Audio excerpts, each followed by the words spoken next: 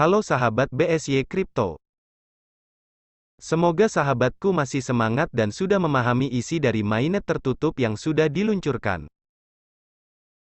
Semoga sahabatku tetap semangat dalam menambang Pi Network dan mempelajari apa itu Pi Network. Baiklah sahabatku, sebelum KYC massal diluncurkan, admin berharap sahabatku mendengarkan info terbaru seputar KYC berikut ini.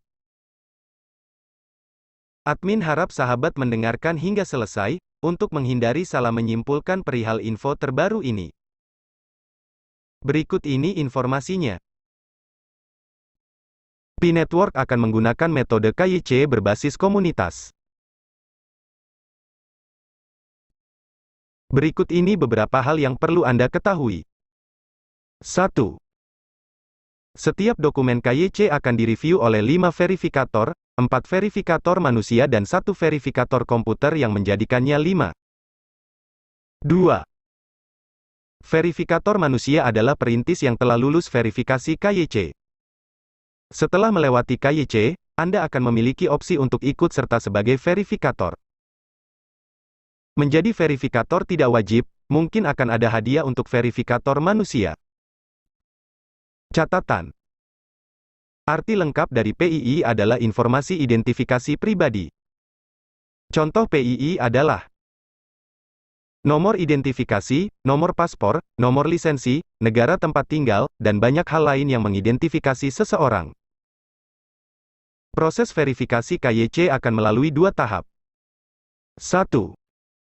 Proses cek format KTP. 2. Proses cek foto selfie plus KTP. Babak pertama, proses cek format KTP. 2 verifikator manusia akan meninjau dokumen ID yang diedit, mereka tidak akan melihat informasi identifikasi pribadi, PII, atau foto di ID. Verifikator manusia tidak akan melihat PII di ID karena mereka tidak akan memiliki akses ke sana. Yang akan mereka lakukan hanyalah memastikan ID dokumen benar misalnya. Jika Anda sebagai orang Nigeria mengirimkan permintaan KYC Anda dengan NIN slip, verifikator akan memeriksa apakah frame dokumen benar-benar merupakan frame NIN slip. Jika demikian, Anda akan lolos ke tahap itu kemudian ke tahap kedua. Pemberitahuan. Anda dapat melihat pratinjau kiriman Anda sebelum mengirimkannya. Satu-satunya alasan mengapa verifikator manusia, tim inti, harus meninjau PII Anda adalah jika detail PII tidak cukup jelas untuk dipindai oleh mesin verifikasi.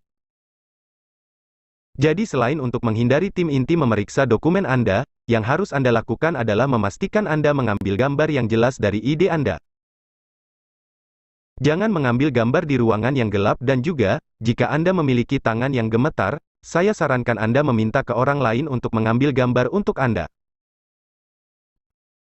Babak kedua. Proses selfie plus foto KTP. 2 verifier tambahan hanya akan melihat wajah di dokumen ID dan selfie Anda untuk memverifikasi kedua gambar adalah orang yang sama. Kedua manusia verifikasi hanya akan memiliki akses ke selfie Anda, yang Anda ambil saat mengirimkan permintaan KYC, dan gambar pada dokumen identitas yang Anda kirimkan. KTP nasional, SIM atau paspor internasional. Hanya 2 informasi tersebut yang terlihat oleh pemeriksa, mereka tidak dapat melihat bingkai kartu identitas Anda atau PII. Pemberitahuan.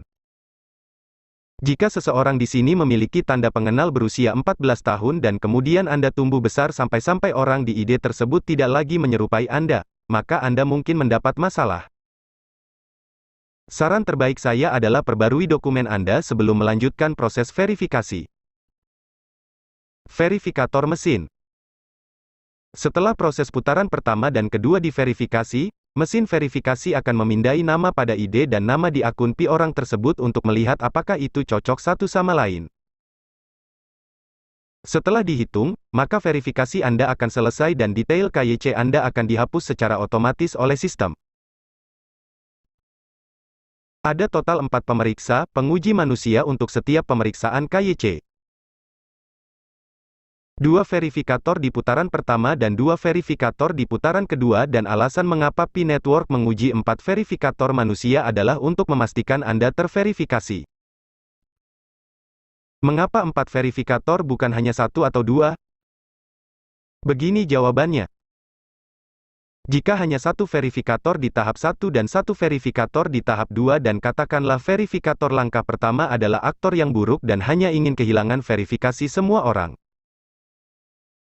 Bahkan jika dua verifikator putaran kedua dan verifikator mesin lolos verifikasi Anda akan tetap tidak lengkap dan dalam hal ini, tidak akan sepenuhnya diverifikasi. Itulah salah satu alasan Pi memilih 4 verifikator, 2 di tahap 1 dan 2 di tahap 2. Metode ini juga akan membantu tim inti Pi mengeluarkan verifier yang buruk karena jika aktor yang buruk kehilangan verifikasi, verifier kedua akan lulus verifikasi orang tersebut.